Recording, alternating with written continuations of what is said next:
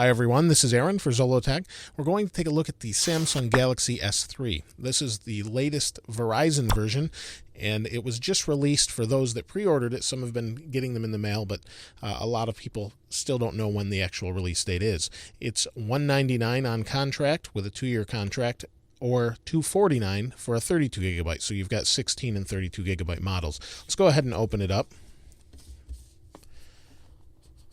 Pull the top off here. Now we have a very large 4.8 inch 720p, so that's 1280 by 720 resolution. It's a Super AMOLED screen. It should be really nice. Uses Gorilla Glass 2, which I haven't actually seen in any other phone myself yet. So we'll set this aside for a moment. Take the top off. See what else we have in here. So we've got the normal Verizon Start Here paperwork. We have the normal micro USB to USB connector, so you can see that's a USB connector. We have the typical Samsung wall plug to USB AC adapter, and we have a pair of headphones in here as well as the battery that's in there. So let's go ahead and set these aside. We'll take a look at these in another video.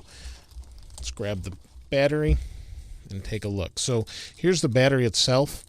Now this phone should have 2 gigs of RAM, and this only has a 1.5 gigahertz dual core processor. It doesn't have the quad core that some of the other phones do. This battery is a 3.8 volt lithium ion battery, and let's see what the actual capacity. It's a 2100 milliamp hour battery. Let's see if we can pop the back off here. So like I said, we have a 16 gig storage limit in here. We'll pop the back off, and that's really thin and kind of flimsy feeling. So the battery goes in here, and then we have a SIM card area and a micro SD expandable storage slot. So we can slide this in here. So that's where the SIM card goes. On the back we have an 8 megapixel camera with a flash. There's the speakerphone or speaker. On this side we have a power button. This kind of snaps on like a Galaxy Nexus, and I'll show you a comparison size-wise here in a moment. This is really thin. On this side, we have a volume rocker. On the front, we have a forward-facing camera and sleep-wake power button. On the bottom, we have a microphone, micro USB. On the top, we have a 3.5 millimeter headphone jack and a noise-canceling microphone. This runs Android 4.0 Ice Cream Sandwich. And let's go ahead and turn it on. We have a home button down there on the bottom. Just wanted to do a quick first look and see what it's like.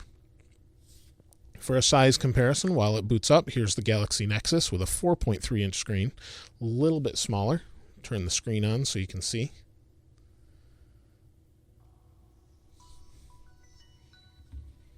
So it's booting up, Verizon LTE.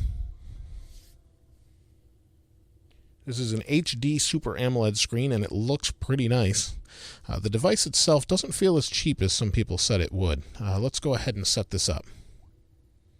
It's activating. This may take a moment. The device itself feels really nice. It doesn't feel as big as the screen actually is because the bezel's so thin.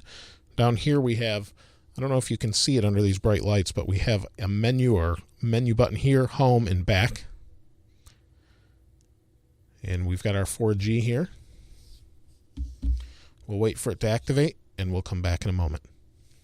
The phone is activated, so let's go ahead and hit next.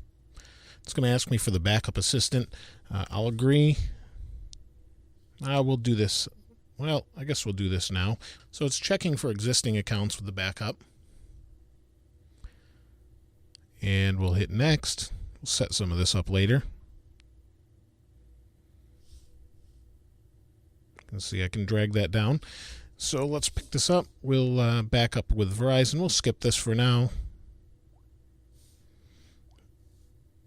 I want to use all these services, so I'll go ahead and turn those on.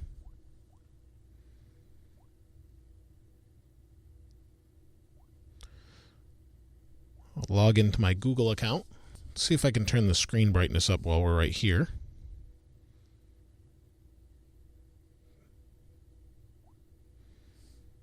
Just to help you be able to see this. It looks really nice.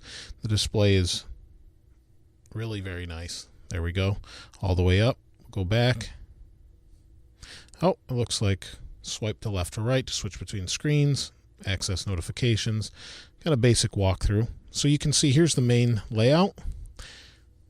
Feels really responsive. The screen's very smooth, and it kind of tapers off the edge here. Let me give you a quick overview, and then I'll show you a quick comparison size-wise to the other devices. So everything's really nice and smooth. We have S Voice on here. We'll take a look at a different time. But here is the Galaxy Nexus side by side. Let's turn this on. So the Galaxy Nexus, this is running Jelly Bean. You can see size-wise they're actually not too different. In fact, on the side, they're not much different at all when we put them next to one another. You can see they're really very close. The Galaxy S3 feels a little bit thinner, looks a little bit thinner, and probably is a little bit thinner. But we'll go ahead and agree here. This has a physical home button. Feels pretty good, and I'll definitely be using this a little bit more over the next few days and show you some benchmarks, things like that, and see what kind of battery life we get out of this. But it feels really nice. Everything's very fluid on this UI, so it'll be interesting to see what it's like over the coming days and use the camera that's so heavily touted by Samsung as far as that goes. Let's see if we can take a quick picture. That image looks pretty nice on this screen. It'll be interesting to see what kind of pictures it can take when we're on the go. So I'll be using this for a little while. If you have any questions, please post them below. As always, thanks for watching. This is Aaron. I'll see you next time.